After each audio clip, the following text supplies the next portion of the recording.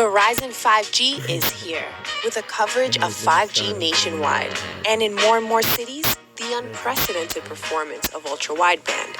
This is the 5G America's been waiting for, only from... What this is it's about 3:30 in the morning on the East Coast, and there's recent new breaking news from earlier this evening from the Rachel Maddow show about exciting news on a COVID-19 vaccine release from Pfizer, ironically, after the election. From Verizon.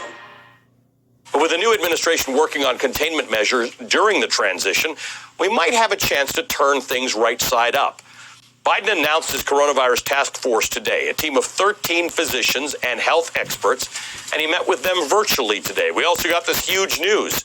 Here's the headline, quote, Pfizer's early data shows vaccine is more than 90% effective, quote.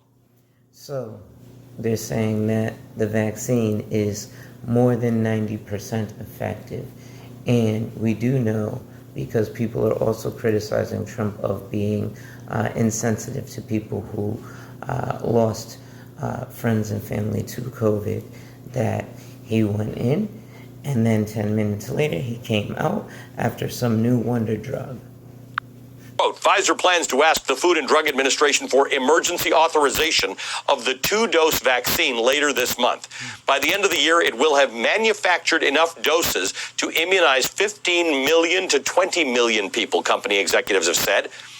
A vaccine with 90% efficacy is a very big deal. But now the question becomes, how do we distribute this? How do we get it to the people who need it to get things under control? Joining us now is Dr. Richard Besser. He's a former acting director of the CDC. Dr. Besser, good to see you here. Thank you for being with us, sir. I love this news. It is. There's no question this is fantastic news. There are some specifics we have to understand. First of all, 90% efficacy is pretty good. People think all vaccines are effective against all things, but they're not. Bill Gates a few months ago said he was looking for a combination of vaccines that would together get us to about 95% efficacy. To have one vaccine with 90% efficacy is a very big deal. Yeah, Ali, I always like to wait for independent scientists to verify the data. This is company data and an announcement. But if this holds up, a 90% effective vaccine is a game changer. This is on the order of the kind of protection you get from measles vaccines, and measles vaccines are extremely effective at control. So the measles vaccine, and measles was a devastating disease. It did take some time to come up with a vaccine, but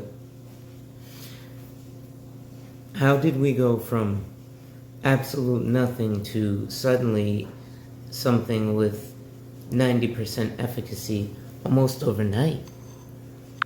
Controlling disease. There are a number of hurdles to pass. This was data based on 7 days following the... Or if it was Biden's plan, since technically he wasn't in the office to have these things happen, it would have had to either be done through government funds, which it wasn't, or through his private funds somehow, or nefariously. Interesting.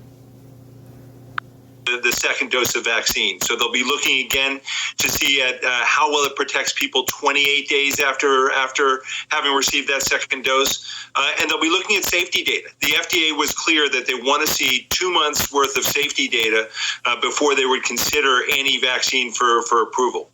So those are important pieces of information to come. The other piece, Ali, is looking at how it protects not just at overall infection, but at serious infection, because we know that most people who get COVID, thankfully, will do well with it. They want to make sure that it's just as effective against serious illness. That's right. So I appreciate you pointing out that this is company data. Unfortunately for most, but with the new administration working... I didn't mean to rewind that far, but did you hear what he said? He said it goes away.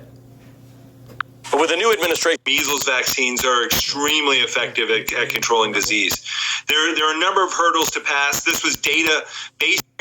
The other piece, Ali, is looking at how it protects not just at overall infection, but at Fahrenheit, which is sort of colder than truck.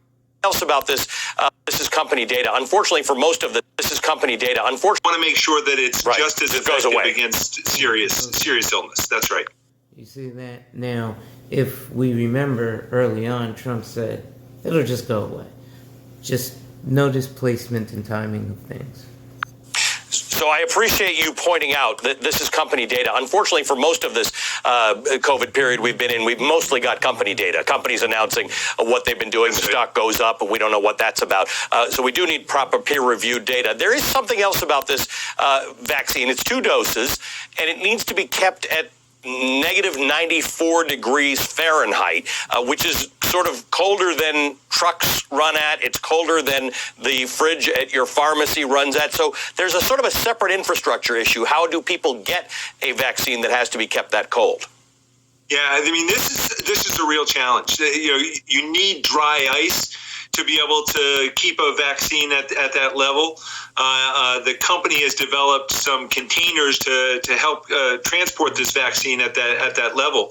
But many hospitals don't have freezer storage that will keep things at that level. So, there's a real challenge in getting this out to people who need it, to getting it to rural communities. If you think about vaccine distribution on a global scale, and countries where there's large rural populations and less infrastructure, it will be a real challenge. But these are challenges that have to be met. In this country, we can't let a vaccine go out and have it just go to those people who live in places where they are able to get that cold storage. We have to be able to deliver this to people in all communities who are at highest risk. So that's interesting. I'd love to see other people's take on it, but things seem to be nicely placed and timed. And then another convenience is the fact that it has to be cold. With that being said, peace and black power. I'm out.